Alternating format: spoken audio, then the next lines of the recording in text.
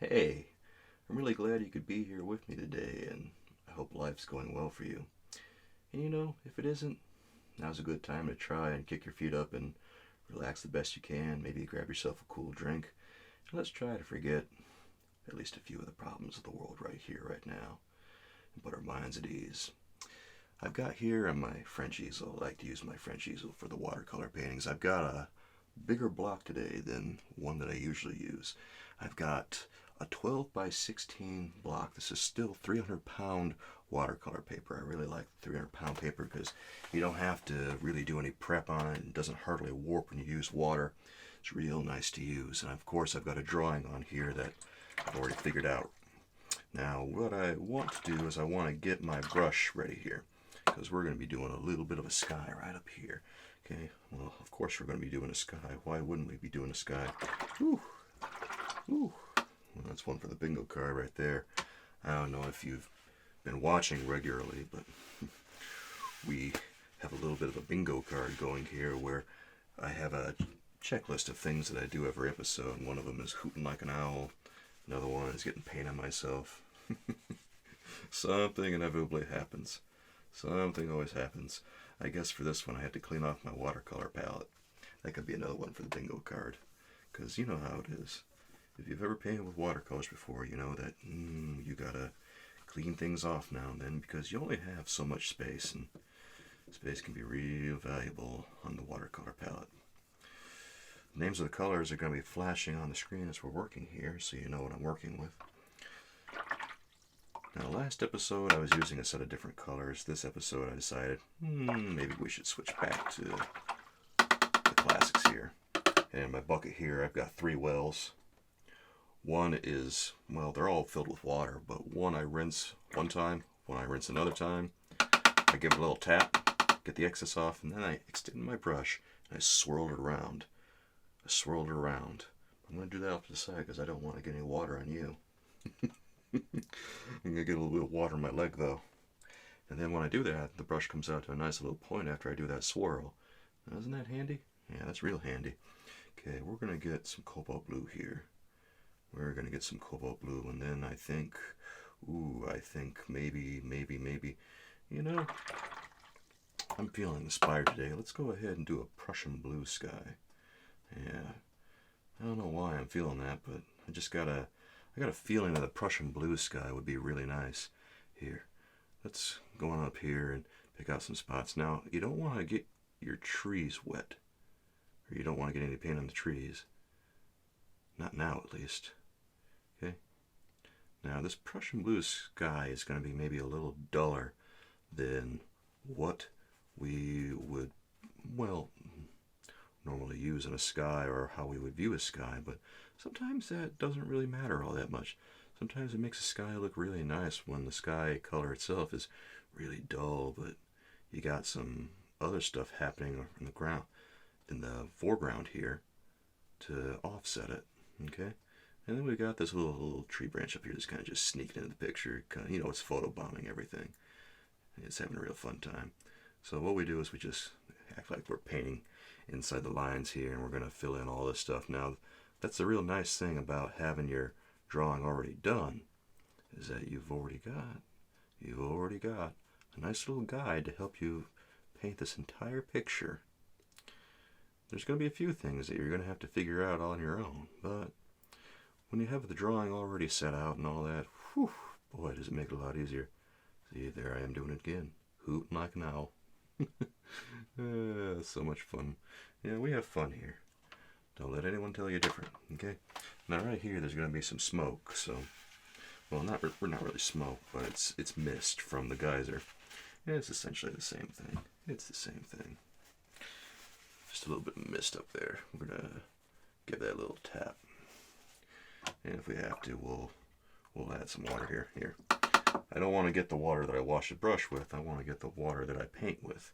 And we'll just go right up there and give that a little love tap. Okay. Now maybe we'll go back in with a little something right here. Just there. Okay. Now at the top of the sky, it's going to be a little bit, ooh, we're getting some paint on there. Getting some drips. Well, that's one of the trials and tribulations, as I like to call it, of painting when you've got your watercolor paper turned upright. It's one of the things that happens. Because sometimes you turn your paper upright, and if you ever do that, you know, it's not something I necessarily recommend, but yeah, we can go ahead and if there's too much color like the bottom or something, we can go ahead and remove a little of it. I don't want to remove too much. I want this color to be, you know, kind of a nifty little kind of flat color, because there's not many clouds in the sky today. No, it's one of those days where the sky decided to behave itself. Didn't want to pull any pranks on anybody. Just wanted to have a day off, relax. Yeah, we all have days like that, don't we? Yeah, a little bit. A little bit. Okay. Alright. So, alright. Now, when you do this on your painting, if you decide to try and do your own version of a picture like this, you don't have to paint it like I do. You don't have to paint it like I do at all. You can go ahead and take your time, and you can put your paper a little flatter. You don't have to do it at a silly angle like this. This angle is kind of ridiculous. This is comically high. The only reason I put it this high is so you can see it better. That's the only reason I do it like this. Otherwise, I would be doing it a little bit more sensibly. Okay, I'm going to give this a little tap on the side there, a tap on the side there. Okay, just to lift a little bit of that color. All right, isn't that nice? Yeah, that sure is nice. Okay, let's go ahead now and maybe clean off a little bit more on this palette here. Yeah, we gotta get ourselves a nice little space going, because we got some colors we gotta mix up. We got a mess of colors to mix up. I mean, that's just painting, isn't it?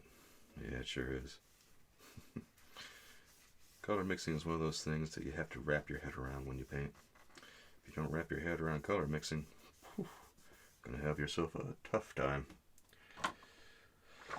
That's why we're here, to show you how we do this. Okay, we're just gonna get some water on the palette here, so that way we already have a little base of water. Now, some watercolor palettes bead. Well, I would say most of them bead, because most of them are made of plastic. I hear that glass palettes don't bleed quite like that, or they don't bead up, I should say. Not bleed, but bead. But I don't know if that's true. I have a metal palette, and that one beads up too, so I don't think this problem is unique to plastic palettes. Okay. A little swirl right there. I'm gonna start making that noise just to let you know what's happening. Alright, let's get some rose madder in with this color here, this aureolin, or aureolin. I'm always at a loss of how exactly to pronounce that color's name.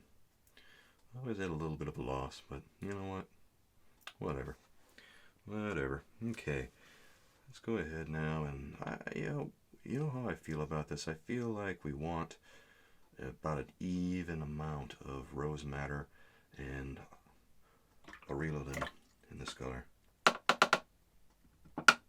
Alright, so I'll get a touch more of the rose madder, and the rose madder, you know, supposedly it's a weak color, but sometimes you'd be surprised by how strong it is. Alright, yeah, I want this to be more of like an orangish yellow type color, just because of how the sun tends to shine. Alright, we're going to have some really bright accents on the rocks here. Alright, I think that's good. Now I think we're gonna cover this whole thing right here. Maybe starting right here. Yep. Yeah. And this paper is really absorbent, so you gotta watch yourself. If you feel like it needs a little bit more water, go ahead and add some more water, because there's not much that's gonna happen that's gonna take out the integrity of the paper here. A little fun fact there. I'm just full of them today, aren't I? Yeah. Anytime you think I know something, you can just go ahead and say to yourself, yeah, he's full of something, all right. That's true. It's true. Sometimes I'm full of it. But I like to think that most of the time I get it right. Most of the time, right? Yeah. Okay. keep this color very light. This is a very light tint that we're putting down, okay? I'm putting it down fairly dry. I don't have a lot of water in my brush. Now, one of the reasons I do that is to try to make this painting move a little quicker, because we're already going to be here for quite a while watching this, you know? But I also have to get it. I have to get out of here in a timely manner. I can't be here all day and all night and all that working on this. That'd be crazy. Alright. Yeah, it's very absorbent, okay. Now, what I'm planning to do, I should say, is I'm going to get all this area coated with this very light tint color, okay? There it goes. Alright, so there's going to be some other stuff that we're going to put on there in a little while. Alright. Yeah, okay, that's already getting a little dry over there. Let's see. The glares make it a little hard to see, but I think it's fine. It's fine. It's fine. Okay. Now let's see what else we can do. Is there a little bit of a... Is this dry up here? Yeah, that feels dry. Now there's some little beads up there near the top that I probably could go ahead and lift a little bit to make this move faster. Because, you know, when you get too much water sometimes you don't need that much water. Okay? Sometimes just a little bit is enough. And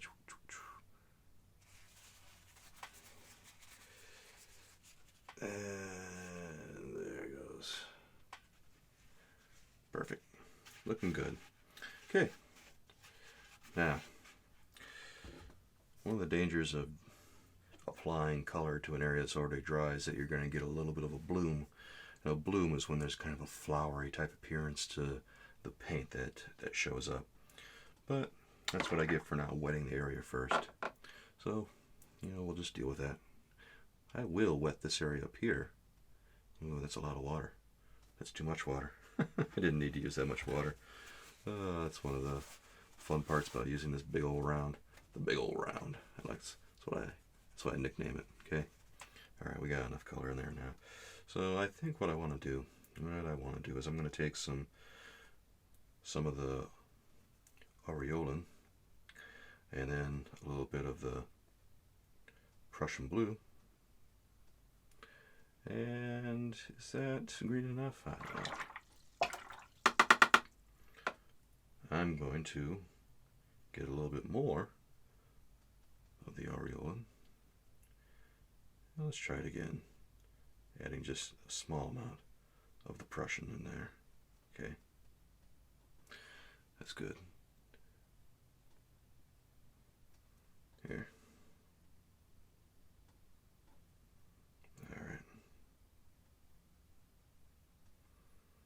What I'm looking for is kind of a middle green color. There.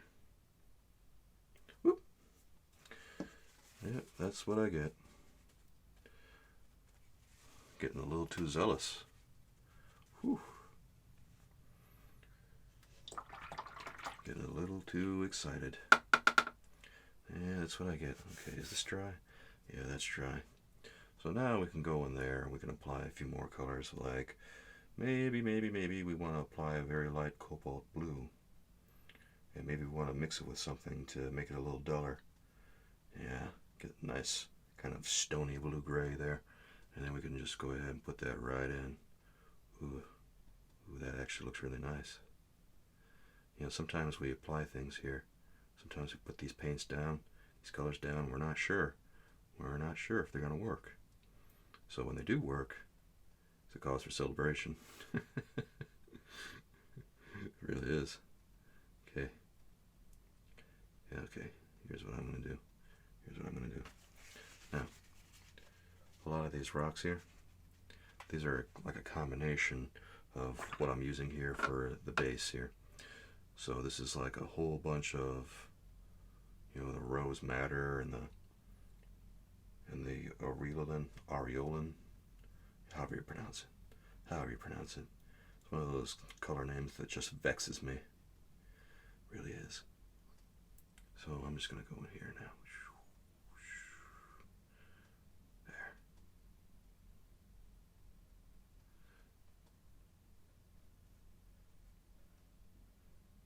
You gotta be careful glazing over stuff that you've made with the rose madder and the aureolin, because it'll lift right up if you're not careful. Oh boy, I'm getting tongue-tied today, aren't I? Rift instead of lift, and all the other little flubs I'm making. Yeah, I'm really showing my best side today, aren't I? Yeah, let's go ahead and maybe pick some of this up. Okay. It's okay. It's okay.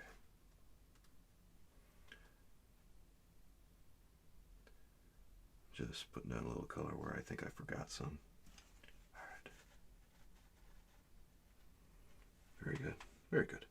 Okay. That's good enough for me. Let's go ahead and think about some of these areas over here. Actually, we can think about these areas back here now, because it feels like, ooh, that's a little wet still. Yeah, that's a little wet. So I don't know if I want to be thinking about those yet. But maybe I'll think about all this, because we got to set down some stuff, don't we? Yeah. In the foreground here, things are going to get a little bit more vibrant. So let's take some of our rag and get rid of some more color on here. There, clean off some more space, because we got some colors. Yeah, I got some colors for you. Yeah, I think you're going to enjoy this. Okay, that's about enough space. And this, this tissue that I'm using is just a regular old roll of toilet paper that you can buy at Home Depot. Real cheap stuff. Real cheap stuff. I want to emphasize that it is the cheap stuff. This is not the stuff that you want to use at home. This is the stuff they give you at work. Yep. Now you know where they get it. And isn't that tragic?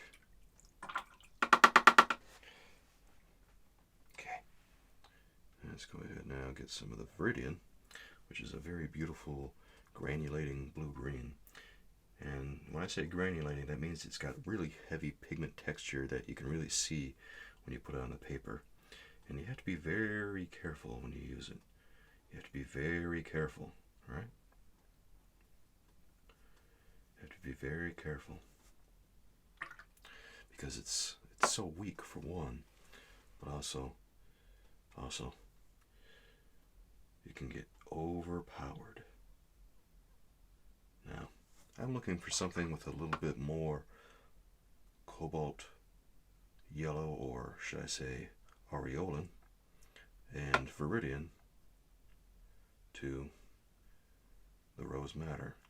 So it's going to be like 2 parts aureolin and Viridian, and then 1 part rose madder. It's going to be a very light color that we're using here. Very light. Okay. Now right about here, this is where we can use it. Ooh, that really splashed right on the palette, didn't it? Yeah, it did. It's because we got so much water here. Yeah, we're really laying the water on. Can't complain about that. Okay. And you know what we could do? Is we could probably go ahead and take this sponge, and I ain't got this sponge here. I got a big old slice of it, and I don't even have it torn up into pieces. And you might want to tear it up into pieces. I don't know, but I like the way that this works.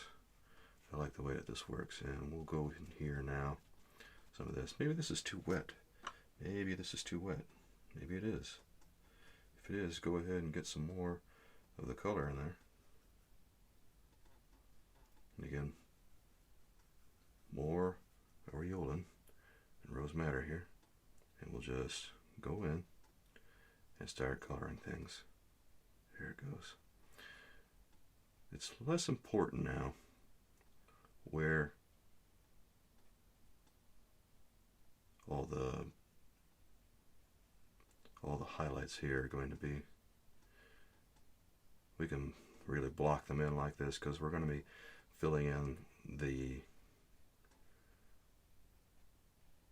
darks later on. That's the thing about watercolor painting is you've got lights that you have to put in first instead of darks like you would oil painting, or maybe you put in the midtones first in oil painting. You can really do it either way, but you can't put in the midtones first in watercolor painting, or else you're not going to be able to put any light colors down. In watercolor painting, you got to put down the light colors first. So that's really what I'm doing here. I'm focusing on all these light colors. Okay. All right, we got this over here, and then, you know, maybe we got a little bit more yellow in this one right here, and just a touch more of the viridian right there. And yeah, this is going to be a real nice color right here. There it goes. Okay.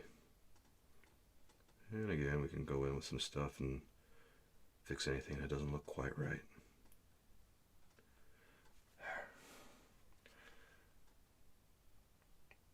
This is still wet, so we can go ahead and maybe drop some colors in and all that.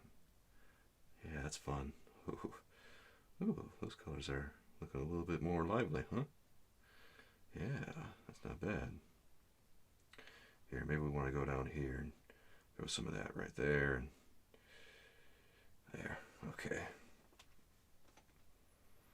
Okay, that's good. Now, I think this should be dry now, one would hope. It's still a little cool to the touch, but overall I think we might be able to work with it up here. Alright, so let's now think about getting a little bit more of our cobalt blue along with the aureolin. And now let's think about adding some rose madder in there so we get kind of a dull green. Now make sure there's a little bit more cobalt blue in there than there is rose madder, because you don't want it to be a completely neutralized green, but you want it to be a pretty dull one. Okay, so we'll just go like right here, and ooh, yeah, we'll just set some stuff right in there, and maybe we'll go right up into about here. Yeah, that's about good. That's about good for all that. Here, we'll go in here too. Yeah, that's perfect. Okay, that's perfect right there. Now we want to think about these tree trunks here, because we got a whole bunch of tree trunks that are going to be very, very light colored, right? Right. So what do we want to do for those? What do we want to do? Well, I'm going to get a flat brush, because I feel like it's going to be a lot easier to paint these little tree trunks here with a flat brush. So let's get some rose madder on this. And let's see, do I have any paint on that brush? No. Sometimes I leave old paint on the brush, because you don't have to rinse out all your brushes immediately after you paint with them like you do oil paint. Because if you leave oil paint in a brush, boy, that's going to dry, and that's going to make your life miserable. But if you leave the paint in the watercolor brush, it doesn't matter. When you re-wet it, it's still good. Okay, I want to combine my rose madder and my aureolin to make a very muted orange. I want kind of a burnt sienna type color. When I say burnt sienna type color, that just means a very earthy looking color. One that looks like a really, really brown orange. Something that's very brown. Very brown. Okay. Alright, now this is pretty much the color I want right here. That's pretty nice, right? I might even want a little bit more color on that. That's so nice. Now, any place you think there's going to be one of these tree trunks, you want to go ahead and fill in the spaces. Fill in the spaces. And who knows where they're going to be. Maybe there's one like right about there. Maybe there's one right about, going down in there. Maybe there's a few little things in here. Who knows? Some little twigs and all that. And maybe you got some over here. Yeah. Well, we do have some over here. I did draw them.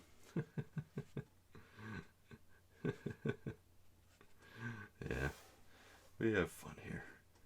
We have fun, I swear. Don't let anyone tell you different. Okay. Alright, that's about good for that. You know what I could do is I could maybe combine that, and maybe we could go up here. There. I'm feeling pretty good about those, and then maybe right here,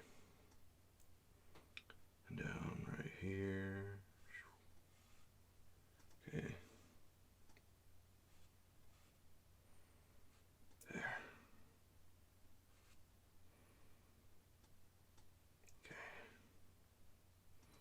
And right next to this, we got something going up here. Maybe we got one, and another one. Fascinating, right? You can actually change the shape of these things as you're going up, like maybe it looks real big at the bottom, and it gets real thin as you go up, because as you lift, you release some of the pressure, just like that, and you see different amounts of those things poking through. Like maybe up here you got this one, and then right here you got this other one that's going, and he's got one right next to him. They're buddies. They grew up together. They're inseparable. They hang out a lot. Okay, we got that one. And now we got two. Let's throw one right here. This one's kind of just creeping through all that mist. Yeah, that's fun. That's fun. I like that. You know what I think I'm gonna do? I think I'm going to get some of this green color that we were using and, set it in right here. There. Maybe we'll go with the sponge right here and just block some things in right over there. Yeah. Okay. Might save that for the dark, so. Well, we got some colors in there. Okay. I'll just put them over here now. Okay, that's good. That's fine. Now, let's go ahead and think about some more of these colors that we're going to set down right here, right now. Okay, I want to clear off a little bit more area off to the side here.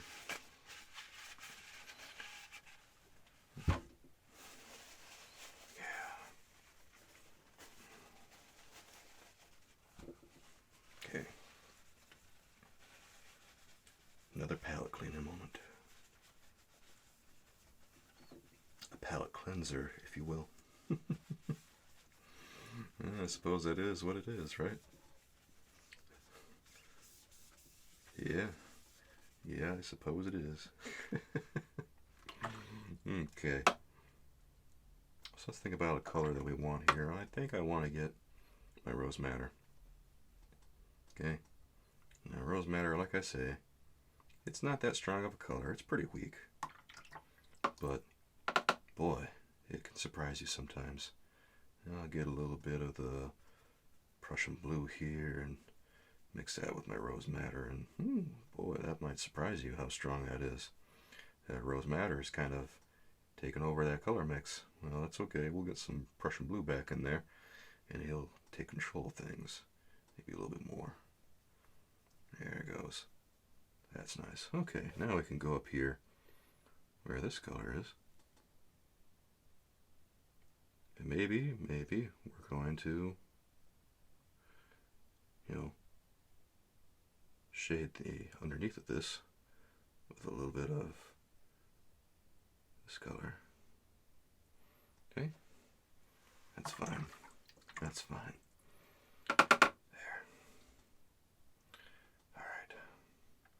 We're probably going to want more of an olive color pretty soon. We'll wait till that dries, though, naturally. Now, let's see. Are these colors dry yet? Well, some of them are. Some of them aren't. That one definitely is not. But maybe we can think about... Ooh, I think I know what I want to do, though. I want to get kind of a... Well, I want a kind of a dull version of what we were using in the foreground here, so I'm going to add some rose madder to what we were using, and I think that's going to be real nice. Ooh, yeah, this is actually a perfect color right there. Okay, so let's try taking the sponge here, and maybe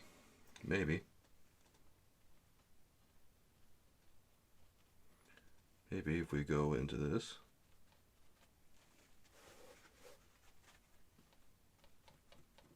we can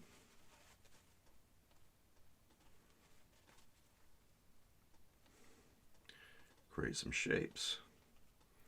Maybe we got this shape right over here. Maybe this one is extending all the way over into this area. I don't know. We'll say it's extending about this far. I don't know. Yeah, it's extending about that far. And then this color is going to go a little bit farther, right to about there. Okay. And maybe we'll leave that the way it is for right now. And we can concentrate on one of these other sides here. Maybe this tree is a little farther away, you know? So let's go ahead and mix up a little bit more of that color, because sometimes you need a lot of the same color, and sometimes you just realize, ooh, I need a little bit more of that. I need a little bit more of it. Okay, I think I've got some more right there. Here. Let's go to the top here. Yeah, let's throw some of this down. There it goes. Right about there is where we're going to lose some of that tree trunk. Okay. There. And we can go all the way down here, I think. Yeah, we're kind of just filling in a lot of stuff, aren't we? Yeah, we kind of are. It's all good. Okay. Very nice.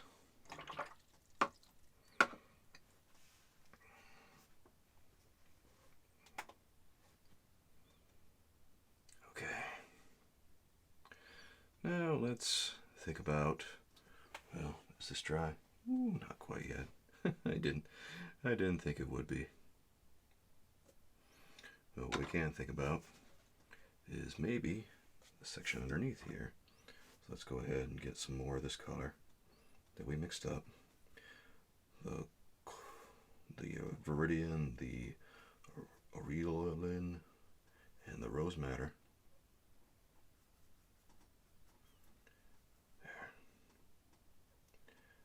Get some more aureolin in there. Yeah, that's good. All right. So then we'll go down in here. And we'll just fill in some more of these things. Okay.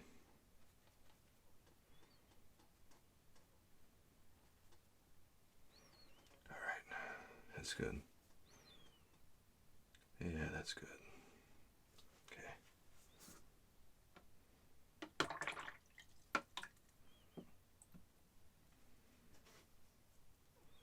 Tell you what, let's go ahead with a little bit more of the same color. We'll add a little bit more yellow in this one. You just want to kind of keep adjusting it just to keep the mix interesting. Like on one patch, you want maybe a little bit more yellow, maybe a little bit more viridian. We'll pick this up and go over here now to all these little trees and stuff. Like maybe we got, you know, this area over here. Let's try that again. We got this area over here that's got a lot of stuff happening in it.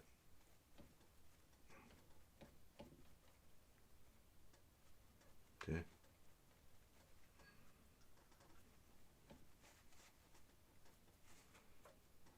All right.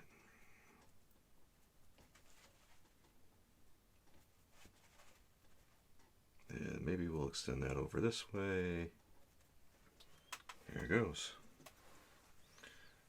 And then we can tap some things in right there.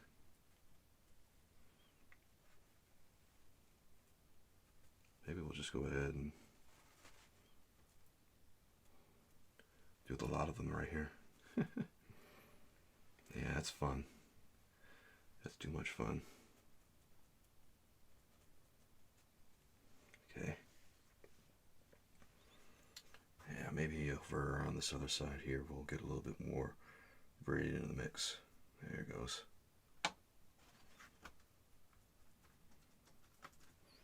Okay. Yeah, over here maybe we'll...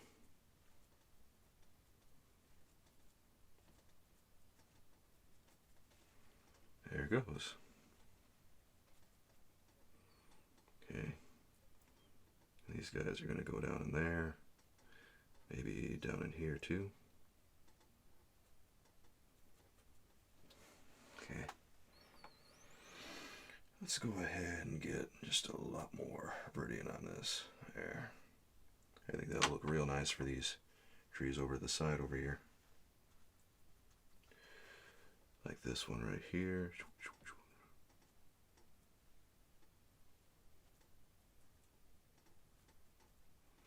Okay. I've got that. Those colors are looking real fascinating.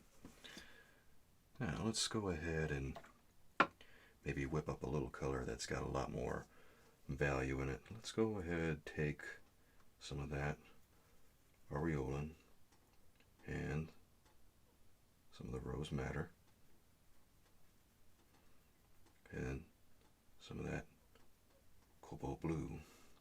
I want a little bit more of the cobalt blue and the rose madder in this one. I don't know, I just feel like it's the right thing here. I feel like it's going to be the right color. It's like I can see it. Maybe things are going to be a little bit more violet here. I don't know. I don't know. Okay.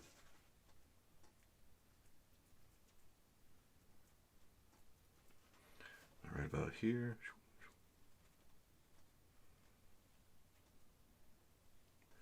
Okay.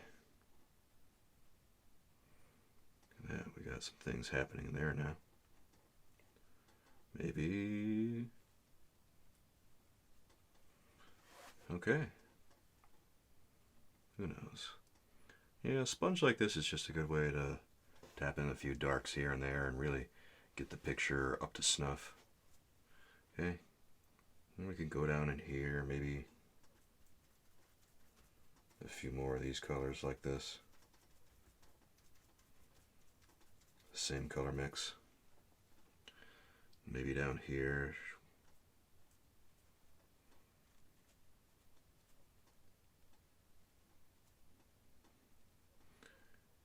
Yeah, maybe we got that going on. Who knows? Who knows? Okay. Well, I think actually I'm going to do this once more up here, off to the side. There. That looks real nice. And maybe right here. So we got a little bit of separation between these colors here.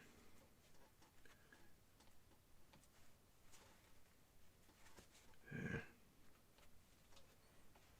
We can go in with a few things again. I think what I'll do here is I'll take some of the colors I was using with the viridian and the aureolin and the rose madder, and we'll just quickly note some things in here and go all the way down doing it. Okay. Here it goes. And let's see.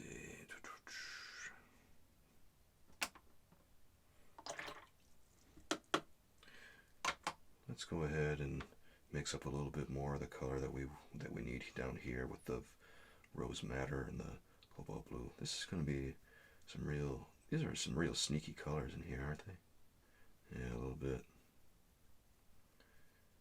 A little bit. Okay. Okay. Let's go ahead and add some more into our sponge. And you know what? You know what? We'll take it right down here.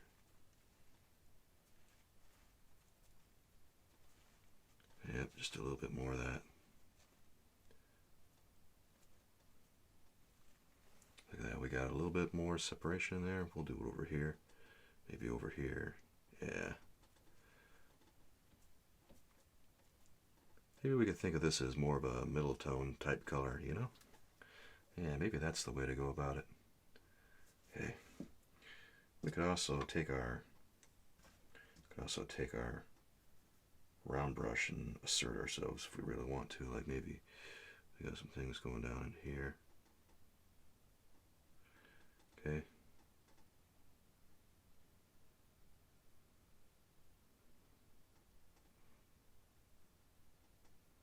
Yeah.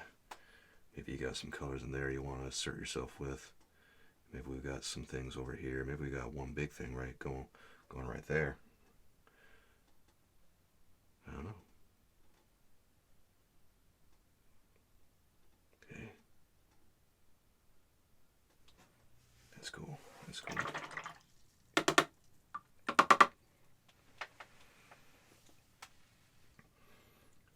Let's go ahead now and maybe just fill in some of these blanks over here with this color that we use with the aureolin and the viridian and the rose madder and all that.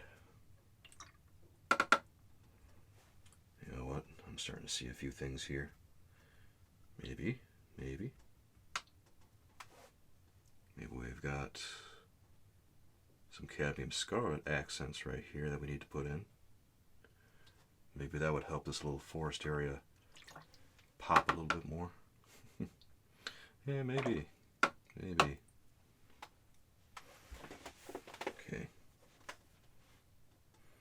I think some of this area is probably about dry. Yeah, we can go ahead and do some stuff in there, I think. Alright, let's think about what we want to do here. Let's go ahead and, you know what?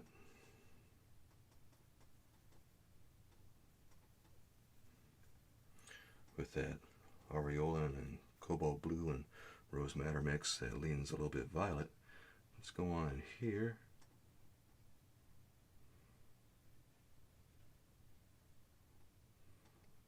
And add a few things, a few accents. Okay. There.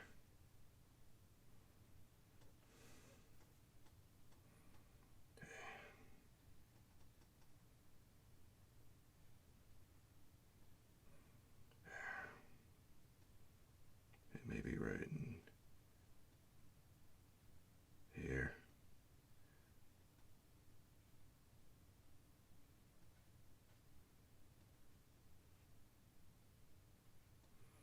Okay. That's nice. Okay. And maybe down here. I'll take some of the water off this. That'll make it a little easier to cope with. Here, we'll add some more rose madder in that. There she goes. There she goes.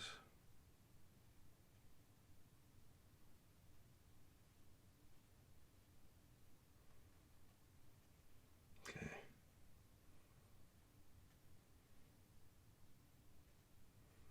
And what I'm doing with the point of my brush is I'm kind of just adding a few strokes here and there to add a little bit of texture to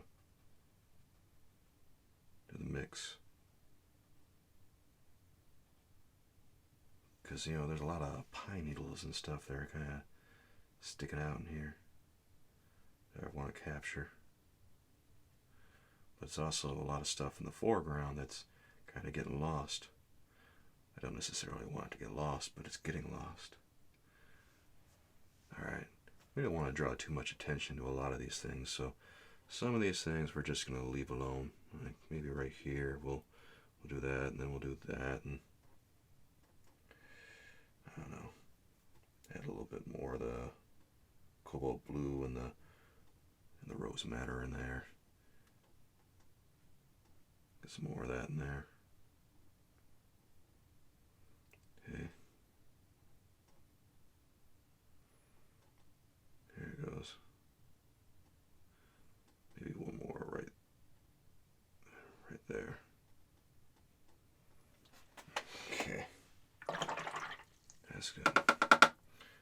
now let's think about some of the textures that we want to add to all these rocks here. I know I want to add some granulation pretty soon. Pretty soon, that is. But we got to add a few more things first.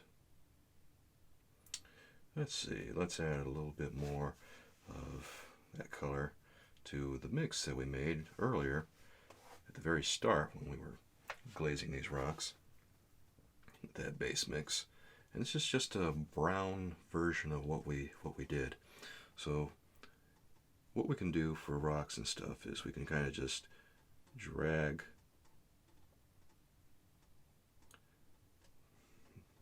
Here's what I'm going to do. Here's what I'm going to do. Let's just go ahead and lift that because, you know, that didn't quite work the way I hoped. All right. I got too much water in my brush. All right. Here's what I'm going to do. I'm going to get the cobalt yellow or the aureolin, the rose madder. Okay. I'll get some of this mix that we used over on some of these plants here, the violet mix, okay? I'll dry my brush off.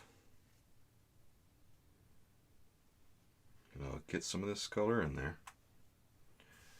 And then I'm gonna try and drag it.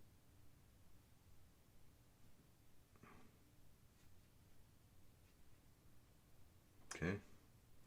And ideally, you want the paint to kind of break. Alright? And all that breakage will make it look like we got lots of little stones and things forming. Okay? There. It's kind of hard to see with my spotlight, but I'm trying to make it happen. What happens is the glare gets into the paint here. It makes it harder for me to see what's happening. So a lot of this is just guesswork sometimes. Boy. You have to love it when that happens. Okay. Alright. Yeah, I think I've got it. I think I've got it. Okay, let's try it some more over here.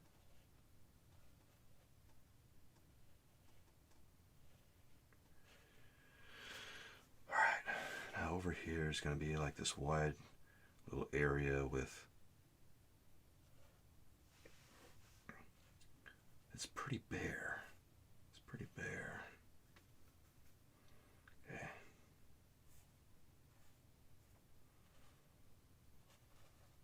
Alright. Now we're angling over this way.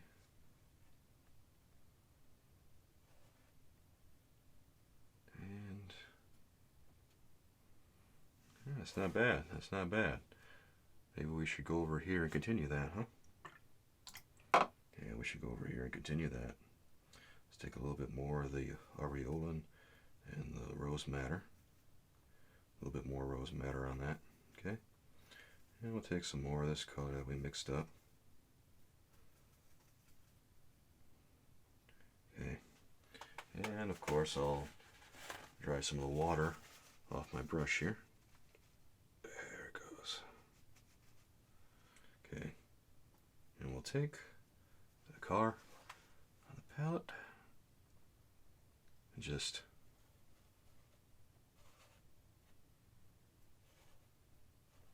drag it where we need to, wherever we need to.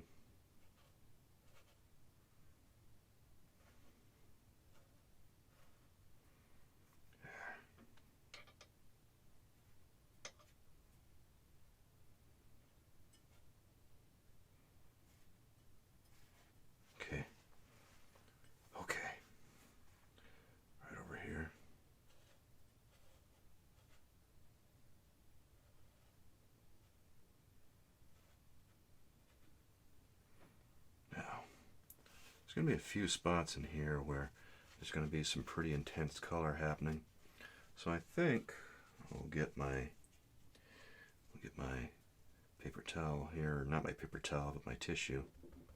And I'll dab at this a little bit in all those specific places where I think all those little stones and things are going to be, all the little colors. And okay, there we go. Now, there's not going to be a lot of these little things that you're going to see coming next, but there's going to be a few of them. Okay.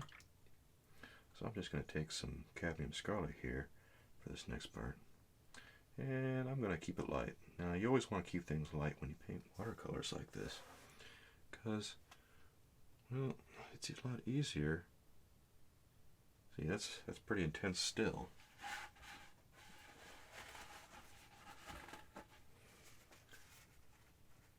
You want to try to keep it light, right? Try to keep it light.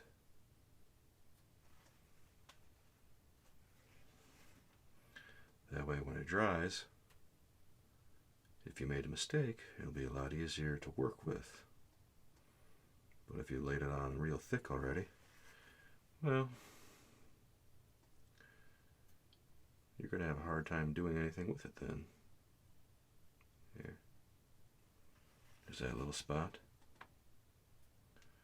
And there's this little spot over here. Spot right there. Another spot right here. Okay. And we'll lift those a little bit. And we'll lift that a little bit. Okay. And there's going to be these little fellows over here. Okay.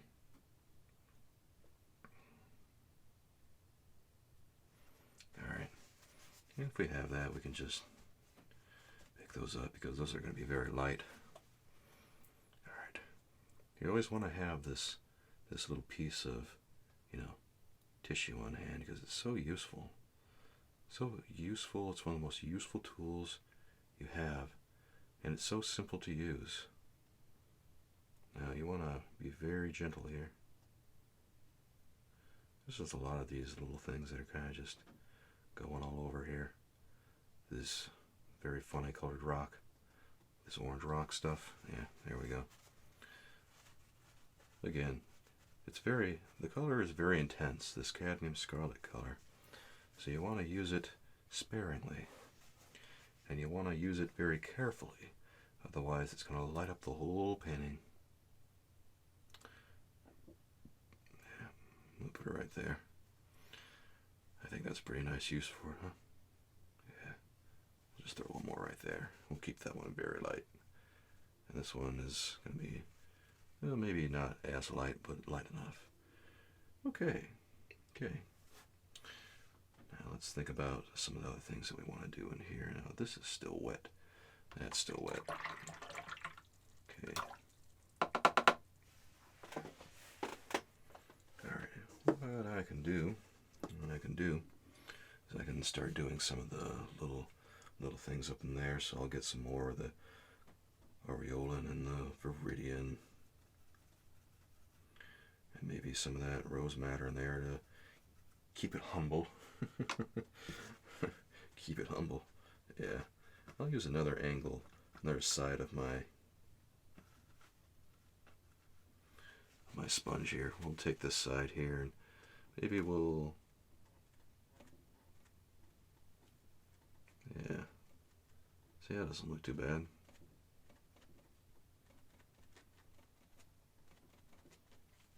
Okay. Some more of that color there, and we'll just throw it over here. Because why not? Why not? We don't want to ruin the little geyser thing that's going up.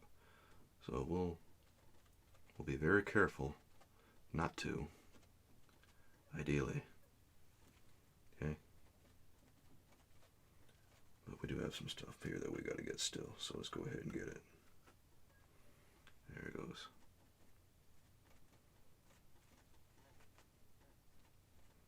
Okay.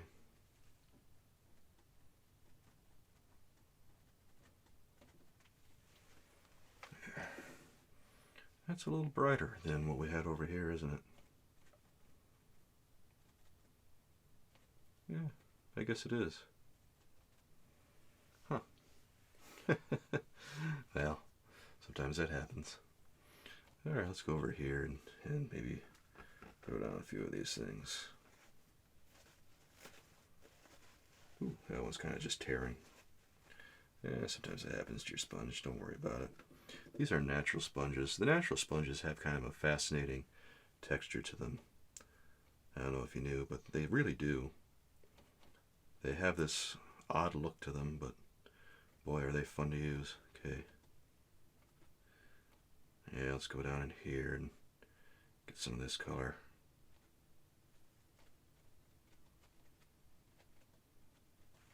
Alright. Alright. Alright, that's fun. Ooh, I think we missed a few spots over here. Here, we don't want to leave these guys out. I almost forgot about you guys. Almost forgot about you. But I saw you. I noticed you. You don't have to worry. Here, let's turn this. Okay. Okay.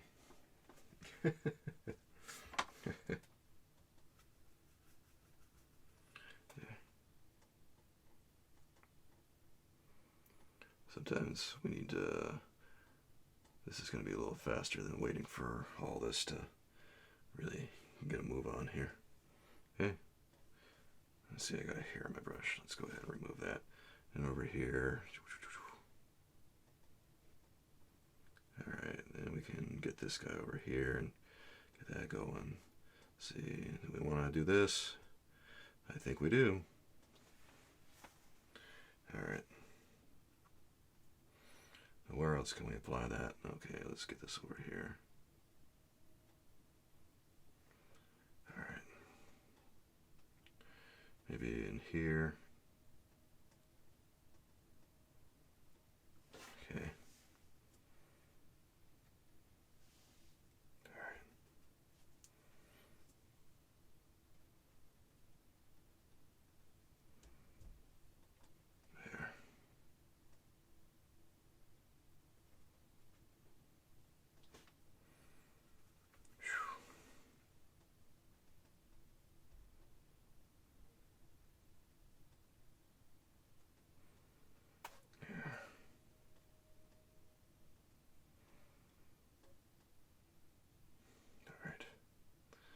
There. Yeah, I think that looks pretty cool.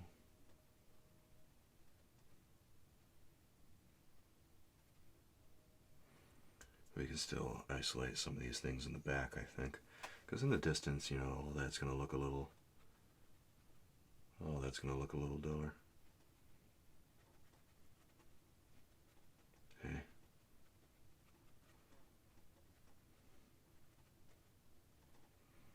There it goes. That's fun. Alright. Alright. Now we can go back down here, I think, and complete a few things that we may have missed. And I think we're going to begin with, this cobalt yellow and this rose madder. We got this triad mix here of the aurelin and the rose madder and the cobalt blue, but this is mostly going to be like some cobalt blue. And we want this granulating effect from the cobalt blue, because the granulating effect, you see it in some colors, but not others. You don't see it in the aurelin or the rose madder, really. And you don't really see it in the cadmium scarlet, but you see it in some other colors. Okay, and we're going to do kind of the same thing here, where we throw down some... We're going to drag the color a little bit again. Okay, so I want to get my brush a little drier. All right.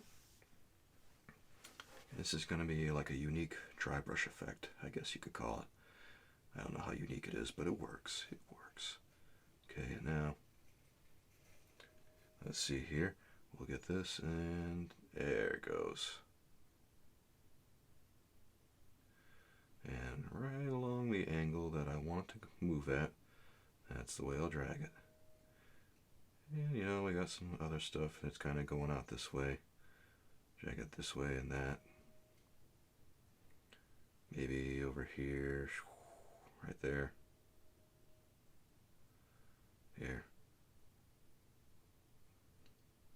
Let me get it down in this area, okay?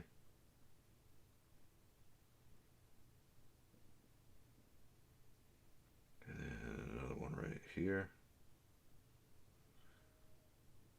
Right in there. Oops. Okay. right there, we got that. And then we'll get this one right there. Yeah, that's where it needs to go. Alright. Where else? Where else? Well, we could put one right in here.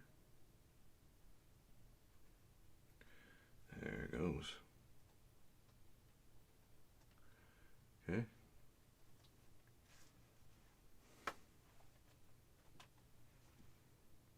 And right in here.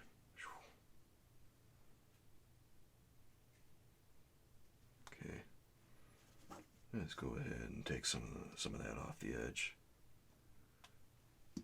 That's good.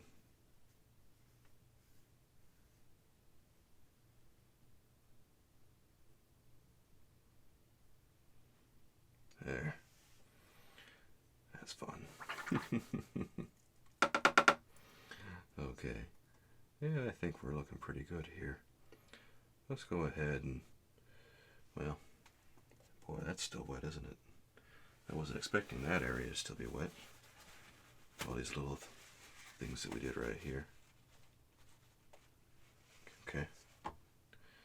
Well, we can always go back in with a dark mix of Prussian blue and cadmium scarlet and fix things up later.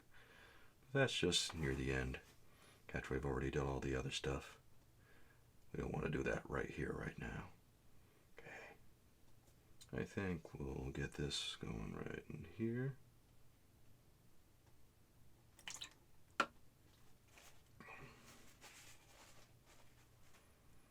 Maybe, maybe.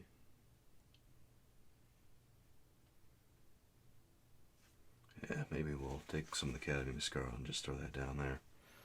We don't necessarily have to combine aureolin and rose matter at the beginning to create this bright color that we have here. We can go ahead and just, you know, we can just throw down some cadmium scarlet in a very light tint, and I think that would work just as well. But we did it the other way, so whatever. Okay.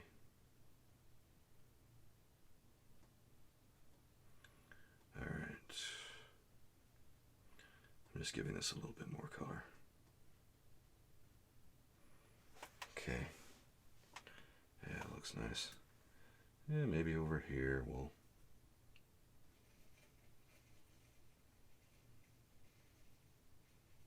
do that, and some of this.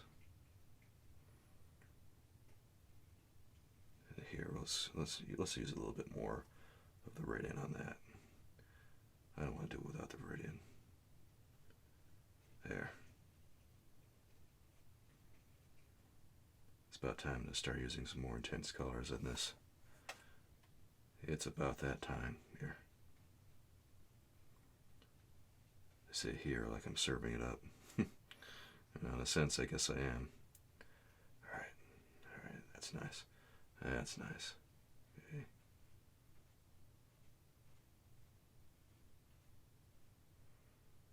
Okay.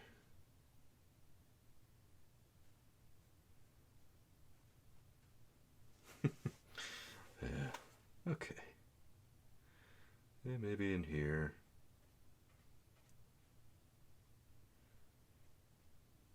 Okay. That's a fine color.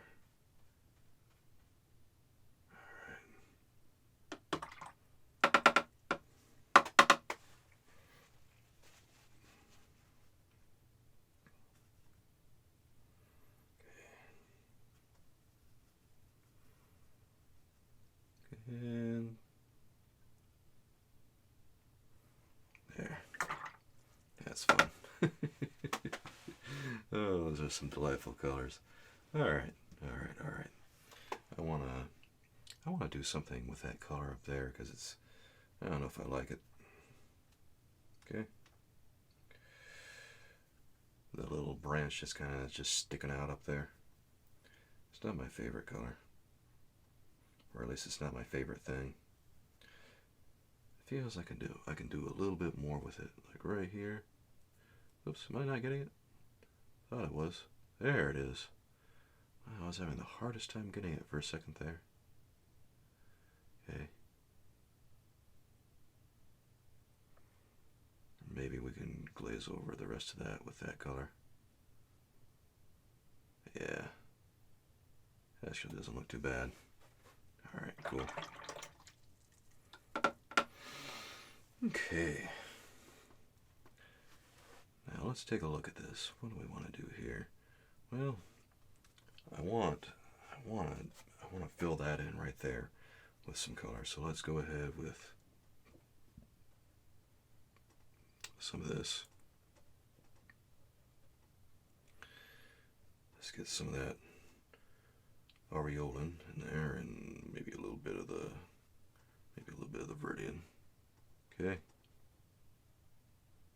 Get that right in there. Yeah.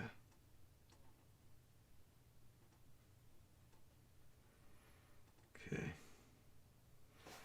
Alright. So we've got this. We got those bushes right there. That's good. That's good. Alright. And while we're at it, we could probably just go ahead and throw a little detail in there.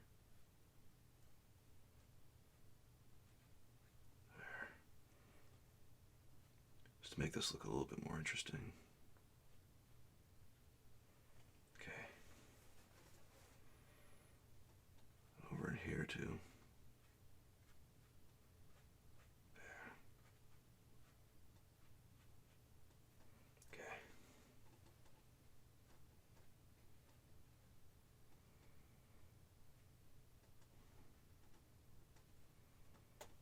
All right.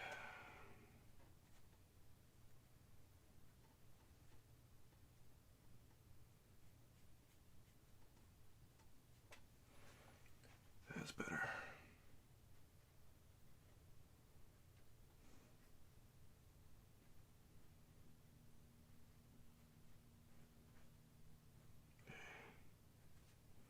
Alright, we're just filling in those things there, that's fine.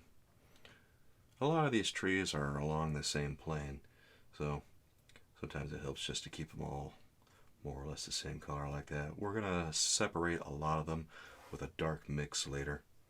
I think we're going to use a mix of maybe the Prussian blue and the cadmium scar to make that happen.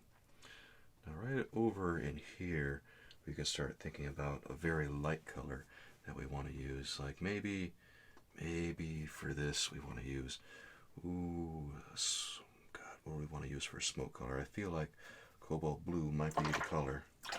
A very dull cobalt blue maybe.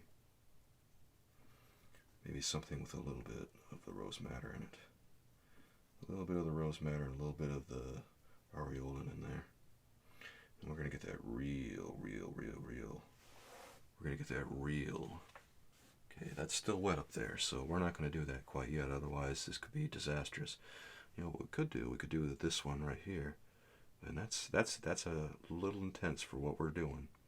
A little intense, okay? A little intense. But I'm still doing it anyway, right? Oops. Now that's why I warn you. You gotta be careful doing this, because sometimes color will drip. That's also why we use non-staining colors. So stuff like this doesn't hardly affect us, right?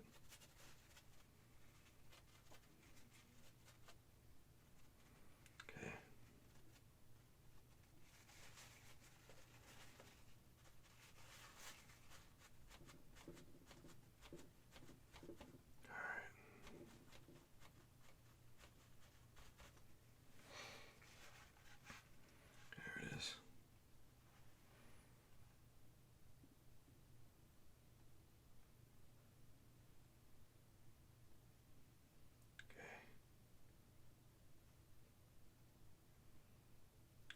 Use so much water this time.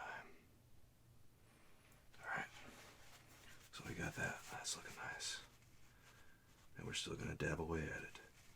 We're going to dab away at it because we don't want that to be too intense. Alright? That's all the color we want on that. That looks very nice, doesn't it?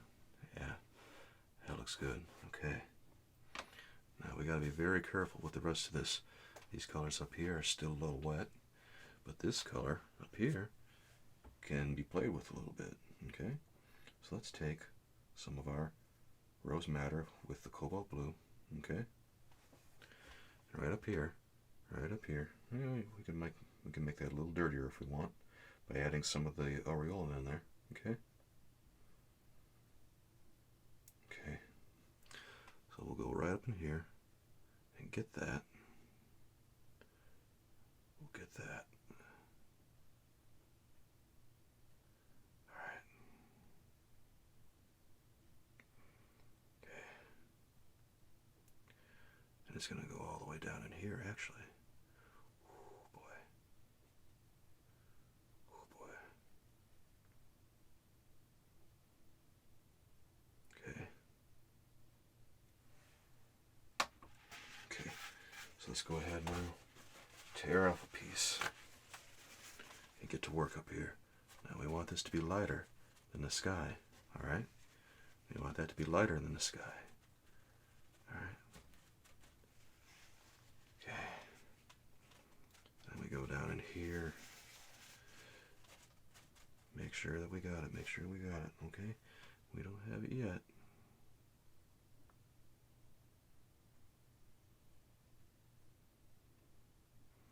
Okay.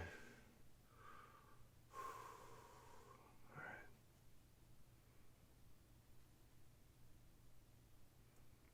There it goes. All right.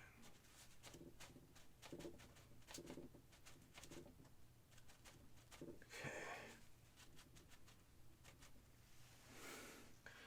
And there's that misty color that we're looking for. Keep it very light. That's the way we dab with this, so we can keep it very light.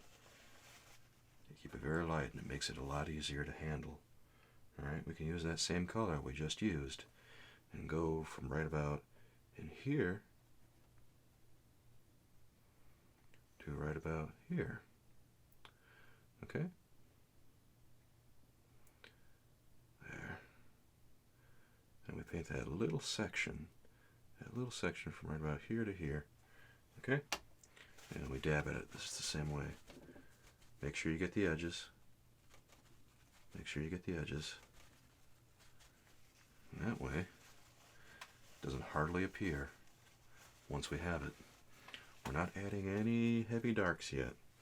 And we're not adding any heavy darks to this mist until we're good and ready for it. Well, we're not really going to add all that many, but we are going to add a couple of accents here that are going to be very muted. Okay. So now let's go ahead with that color. We'll take the rose madder with the cobalt blue and the aureolin.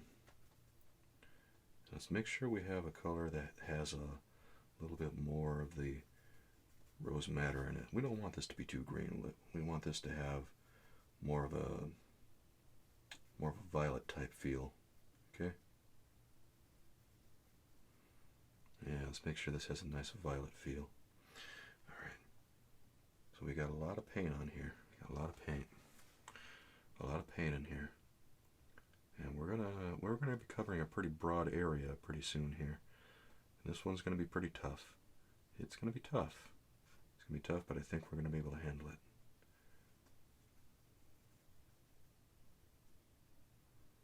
Okay.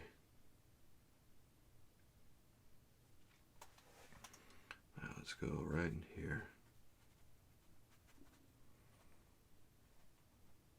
Alright. We're going to go all the way up here. Okay. Maybe leave a little bit of space for these areas where we're going to put some stuff in later, okay? Okay. Now this is getting dry. This is getting a little dry. So you want to work fast. Work fast. Work fast. Okay. Go up in here.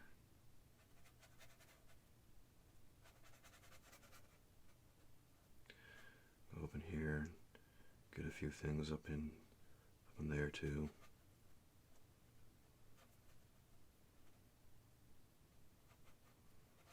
Okay. Maybe up in here we'll get some of that, and And we'll go all the way over to the edge here. And we gotta work fast. We gotta work fast. Okay. Maybe that's all the stuff that we need to put in right now. Okay? Okay. Let's work at this. Okay. Now we fortunately did not let it dry too much. So we're able to get a lot of these little things here. Alright? And we can pull away at some of this color. Obviously we want to leave little bits and pieces behind so it has kind of that cloudy, smoky feel. Alright. Very nice. Very nice.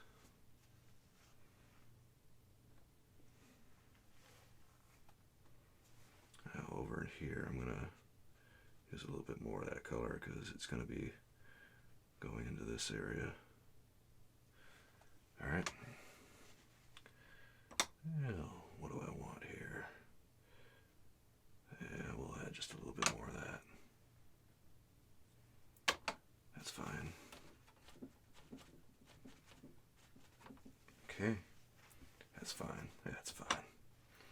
Now let's go ahead and get the rest of this side over here with that same color. Alright. Here it goes.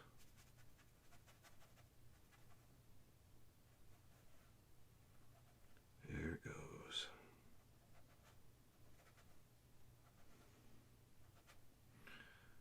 Okay. Now this is the really important part because this is the main attraction, so to speak. This is the part you don't really want to screw up. Or at least if you screw it up, you don't want to do it too badly. Okay. Yeah, I know. I'm too much. Alright, let's get some paper. Well, I keep wanting to say paper towel, but we're really just getting toilet paper. Alright. Now dab away at this. Dab away at this. It's important. And you know what? There's nothing wrong with creating a bloom if you feel like it's gotten a little too dry. Because guess what? Blooms look kind of smoky, don't they? Yeah, well, let me show you what I'm talking about. It's just, you know, that's not what I'm looking for. Here. Okay. Yeah.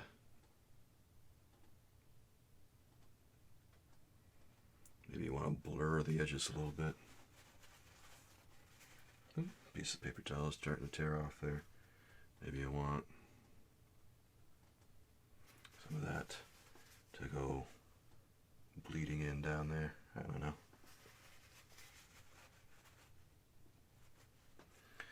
I don't know. Yeah, maybe. Maybe you're right about there. You think? Yeah, maybe right about there. That doesn't look too bad. That doesn't look too bad at all. I kind of like that, in fact. Alright. Now, for this color right up here, we want kind of a cleaner color, but we're going to focus on finishing the rest of this right here first. So what do we need? What do we need? Well, we need that same color, don't we?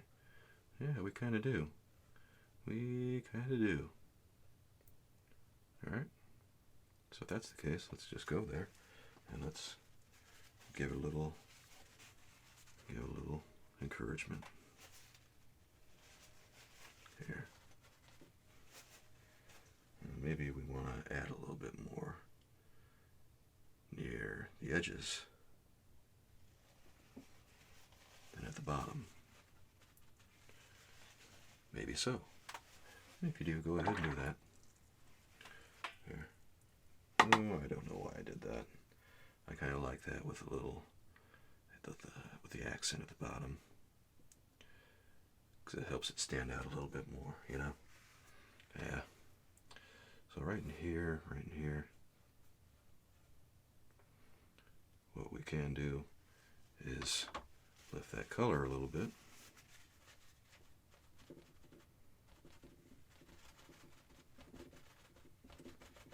Maybe we can make it, maybe if we can't get it to lift quite so much, because sometimes cobalt blue is a more staining color.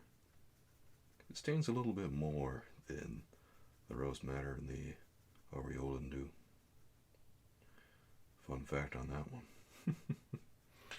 Alright. Yeah. Whatever the case, we'll just go in here next and we'll kind of just, yep, that's the color. That's the big one. So we're going to go all the way up in here. Alright. That color right there.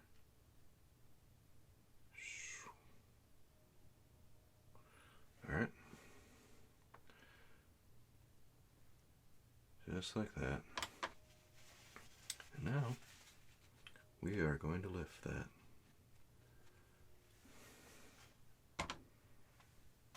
Okay.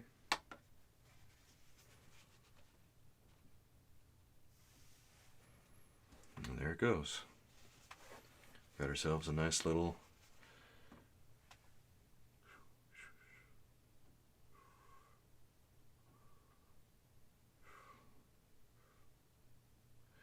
maybe if we want to add a little bit more action to this, we can. However you want to do it. I'm just going to lift that little bit of color off of that. And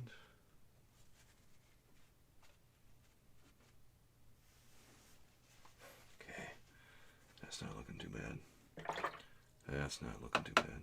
Here, let's go ahead with a little bit of a, well, let's go ahead with some pretty dull colors here. I'm going to take some of the aureolin and rose madder now, combine it with the cobalt blue. Get myself, well, something a little bit more brown. Something a little bit more brown. Yeah, that's a pretty good brown color right there. Maybe I'll make sure it leans a little bit toward green here, and I'll just, yeah, well, yeah, that's a pretty good color. I'm not going to nitpick it too much. Alright. So maybe we got this right here. Alright.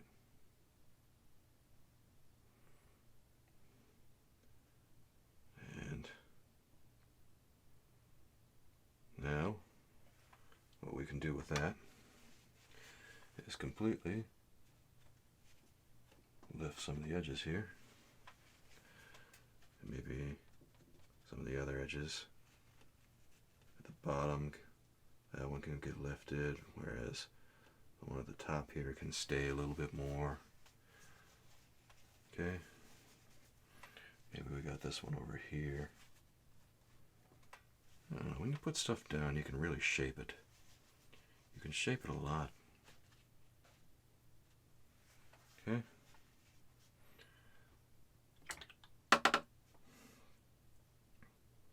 And maybe up in here, there's a little bit more. There's a little bit more color. Like right here. Yeah. Just like that. Just like that. And then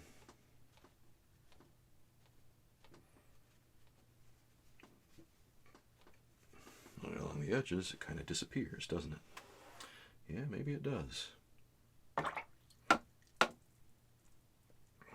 Maybe it does.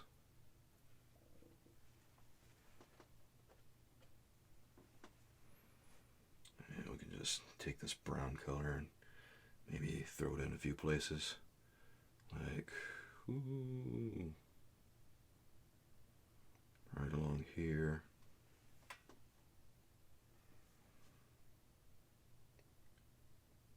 And maybe up in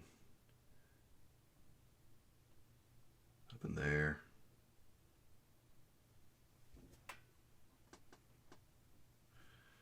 Yeah, why not? Why not? Okay.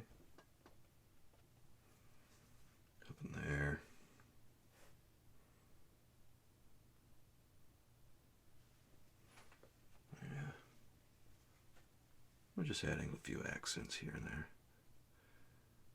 We're just having some good fun.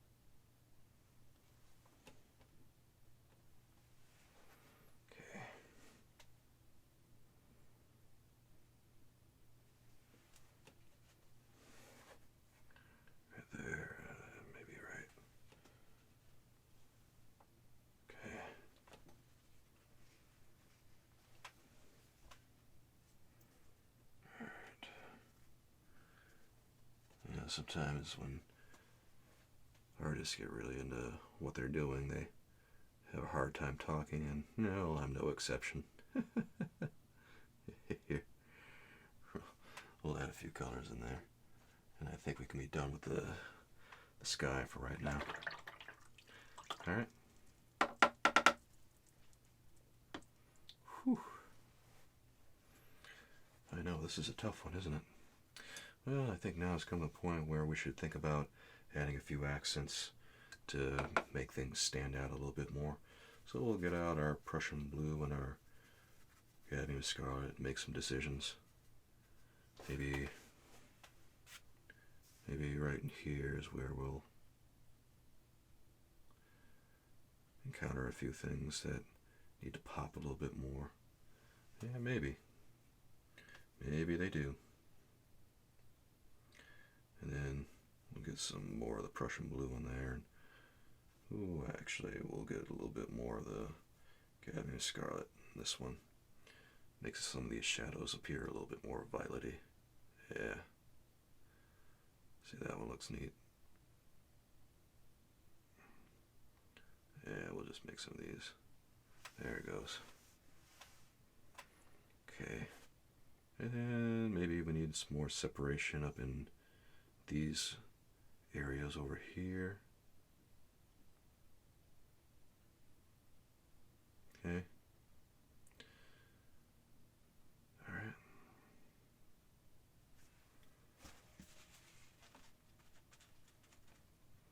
You can soften them if you want.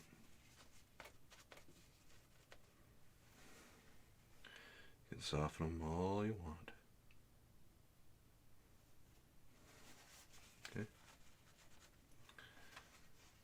And maybe over here.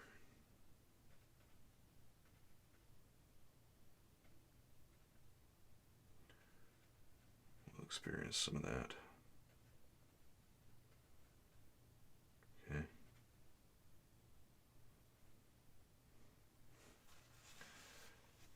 Yeah, we got a few things there kind of just sticking out.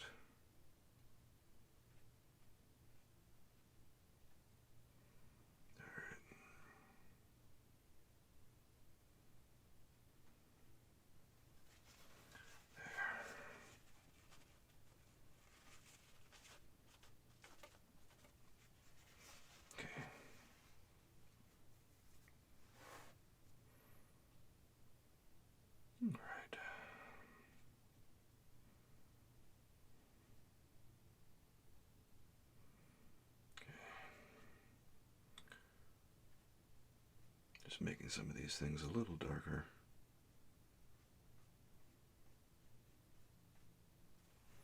Okay.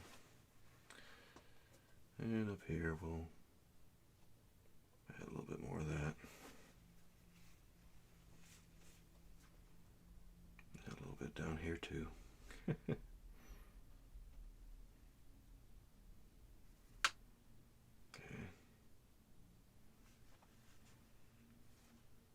Just right in here.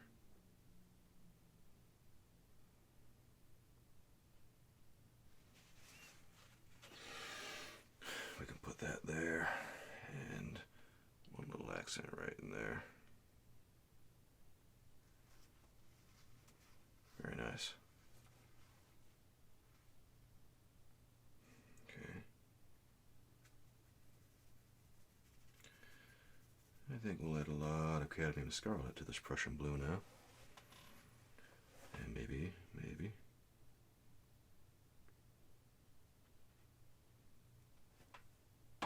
what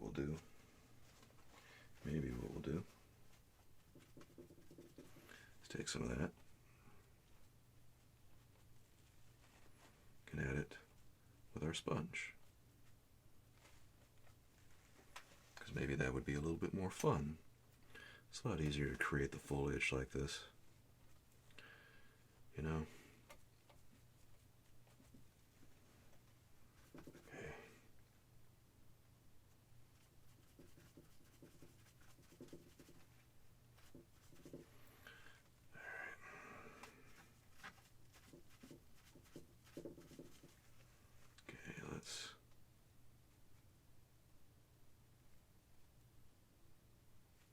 There it goes. All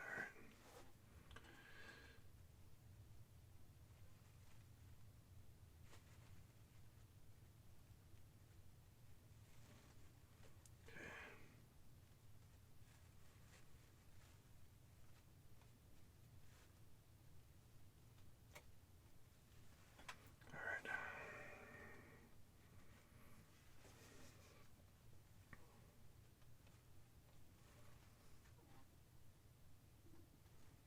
Okay,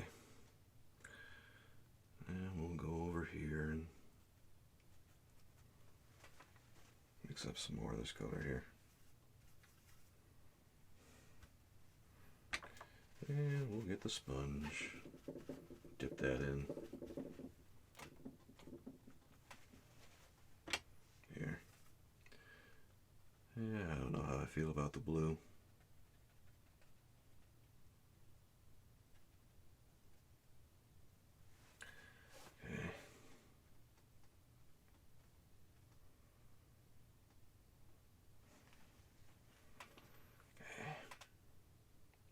Now the light is coming from the right side. Something to keep in mind as we paint this area.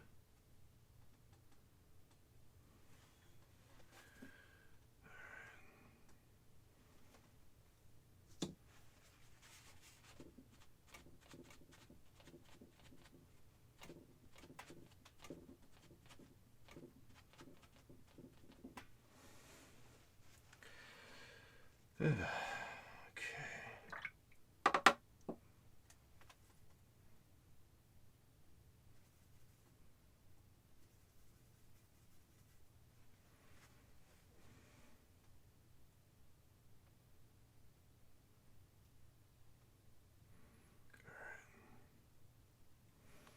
That's good right there.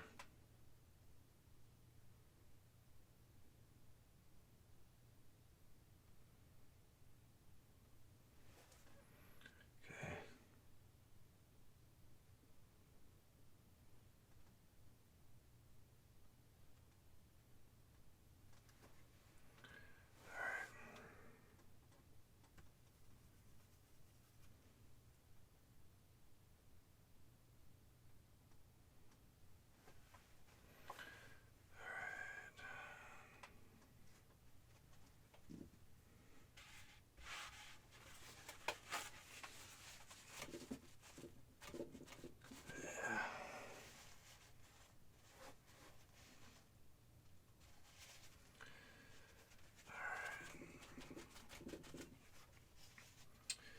Let's see.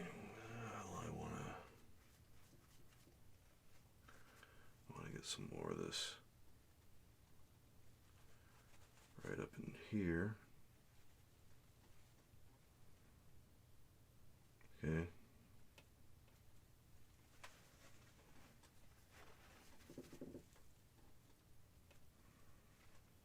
Okay.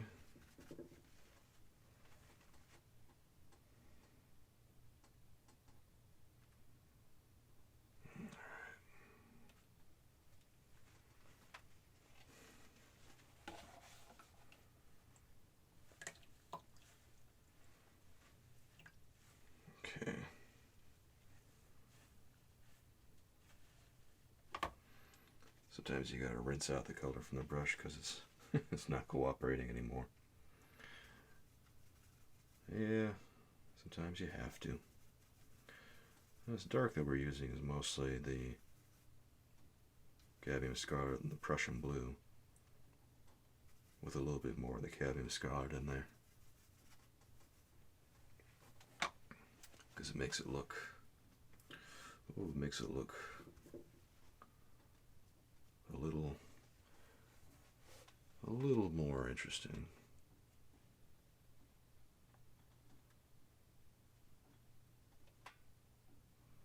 Okay.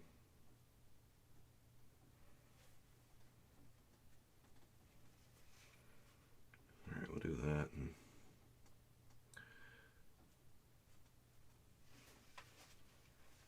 we'll put that there, and this up here, that right there, and well, I don't want to put any of that down there. No, I want to focus on getting it down in here. Okay. Alright.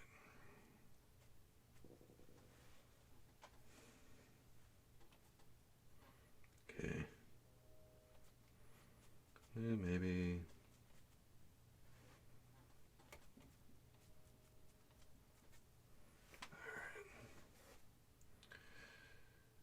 Alright.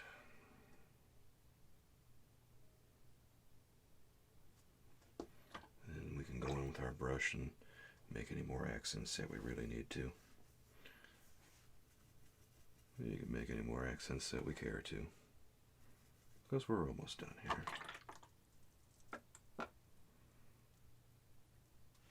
Maybe some of these are, I don't like that. Yeah, I'm not too fond of that one. Okay.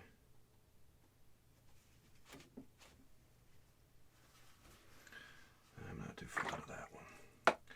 Here. Sometimes we need more yellow in our colors.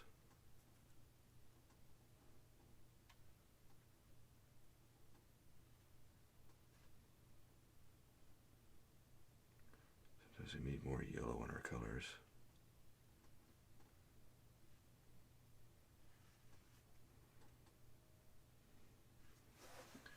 Alright.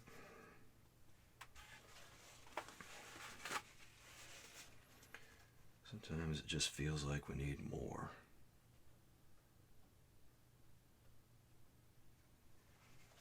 Alright.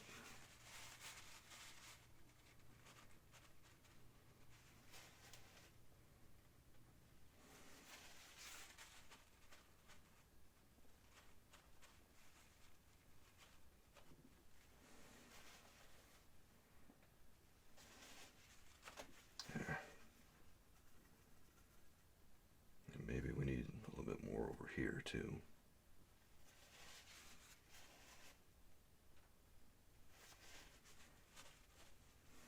Okay. And maybe we need a little bit with the cadmium scarlet. Okay. Maybe that's what we need up in here.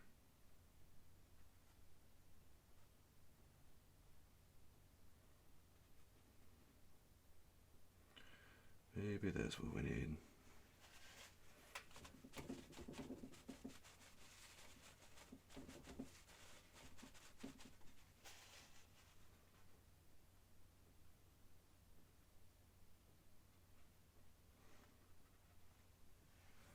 Okay. Yeah, maybe that color. It's just what we need to bring this painting together. Because it feels like something is missing, doesn't it? Maybe with this intense color we can really push that other color back. Maybe. Maybe. Yeah, I don't know.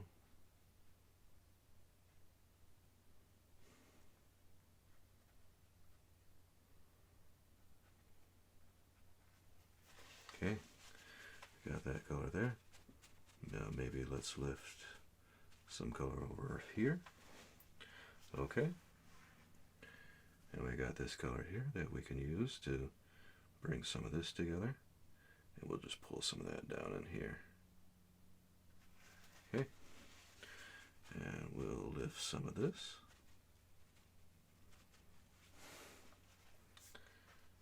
And then we'll take some more of that cadmium scarlet with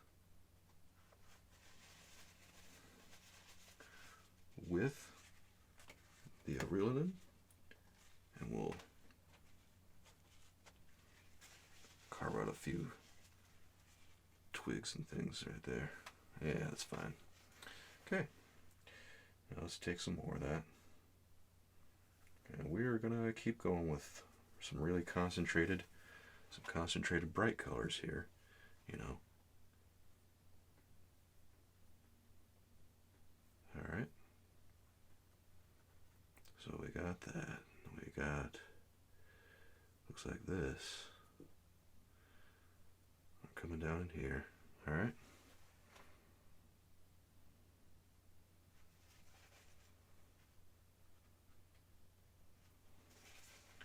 Maybe.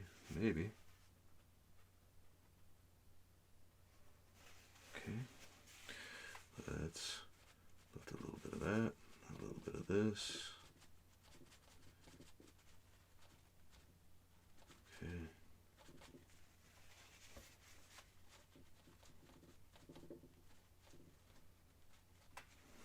All right. And let's go up here to get some of these.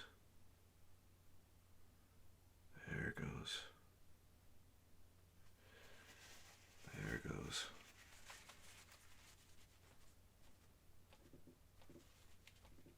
Those little areas where the light's poking through, you know, pick up some of the color, but leave a little behind. Leave behind what you want. Make sure you go all the way to the edge there, and maybe leave a little bit more concentrated at the bottom, you know, because maybe we can pretend that some of these things are just like trees poking through and all that. Tree trunks and all. There, that's fun.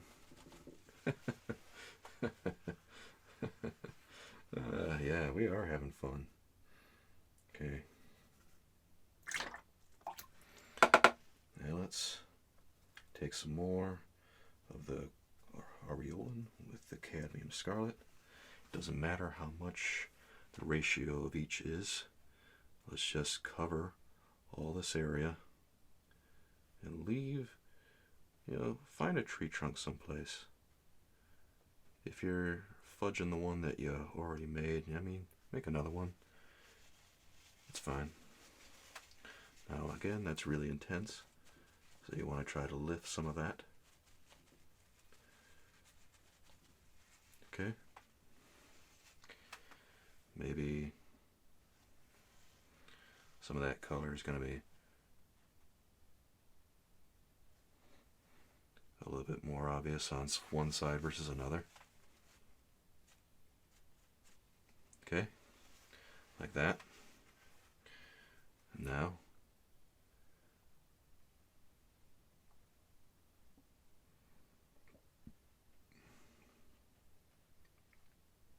let's go ahead and get these big blocks of color right here. Alright. This big block of color is going right down in there.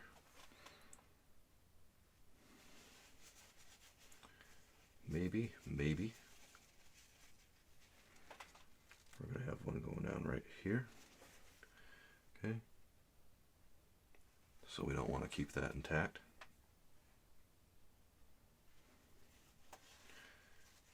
Maybe we do, though.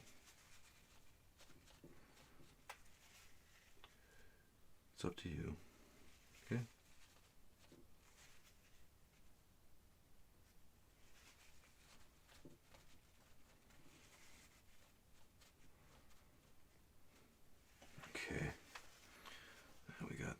let's go up here, and we're going to get some of this. Yeah. Pull that all the way down. And, you know, leave some stuff behind. You want it to be more intense at the bottom than it is at the top, right? Right. Think of this abstractly. Think of it abstractly. And you also want to kind of cover it because, you know, when you glaze stuff like that, it looks a little bit more interesting, doesn't it? Yeah. Okay.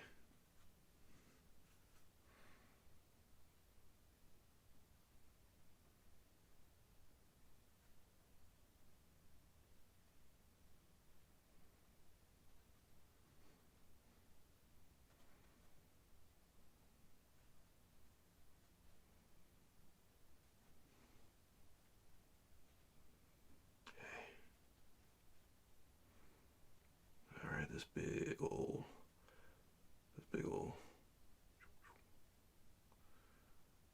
Now this is gonna really pop, I think. Yeah, this is gonna pop something fierce. It's gonna look really cool. Alright. Now remember that when we paint trees and stuff, alright? When we paint trees, things look darker at the bottom than they do at the top. Alright? So down here, probably going to see some more intense stuff. Alright? And right here, and right there. Okay? You'll see more intense stuff like that. But over at the top here, it's not going to be very noticeable. And in fact, I want to go ahead and get a little bit of that in there, and then maybe we'll get some of this in here. Yeah. Ooh. That's what it's like to be seized by inspiration. You have all kinds of ideas like this.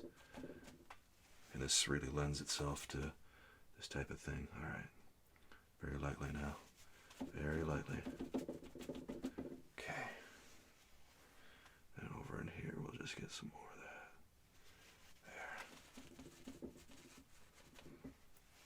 And now that we've started, you know, putting those colors next to each other, it really takes on a glow, the orangey yellow against the middle blue color, because those colors are really, really nice visual complements. And a visual complement is like when you have the colors of light, you know, the colors of light that mix with each other, and you know, all the colors of light combined make white, right? But that's not the way the colors that we paint with work, alright? The way the colors that we paint with works, you know, they form black when they all mix together, technically. Black or gray or some combination of that. Okay? Alright. Alright. Okay. Now at the bottom here, we really want to kind of take some of that down a little bit. Okay. All right.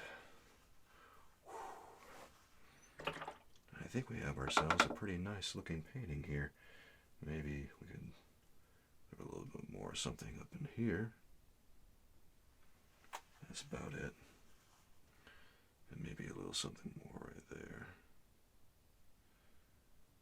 And right there. There's all kinds of things you can do if you just look for them. Here, let me take that one off. I want to put it right there. Okay.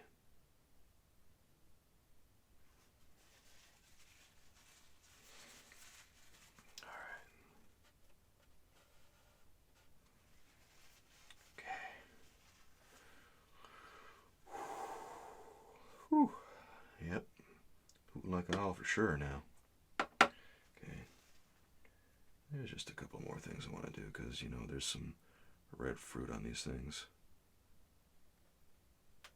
Some little red berries that you see on all these fruits. And you know what we could do is we could take some of that cadmium scarlet, and then we could take some of the rose madder, combine it with the cadmium scarlet,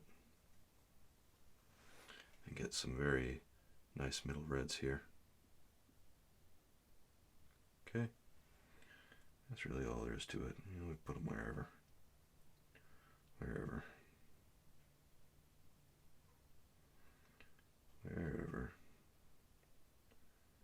Maybe they go up in here. Maybe they sneak up in there. Maybe they're all around in here. Maybe you got a couple right here. I don't know. Well, I don't like that. I don't like that too well. I like it better when they're a little bit more subtle. Okay.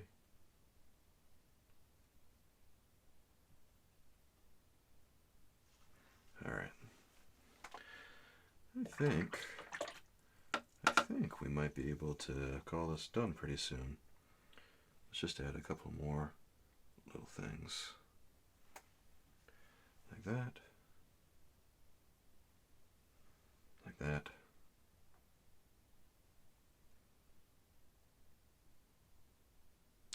And then right here.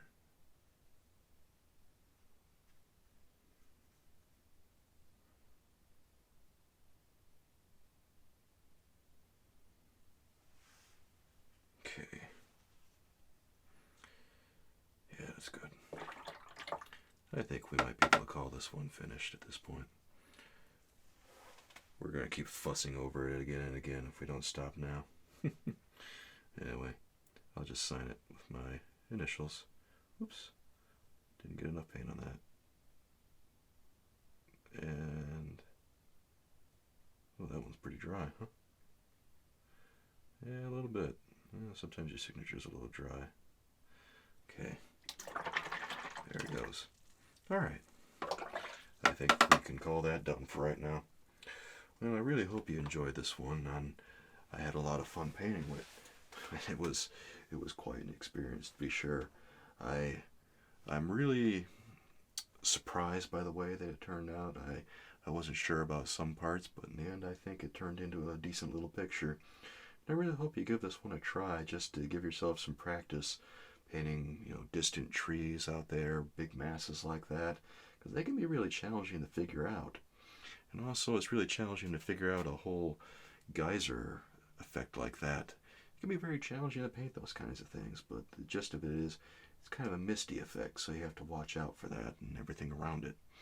Anyway, again, I really hope you enjoyed this, and until next time, with love from me to you, I'll see you soon.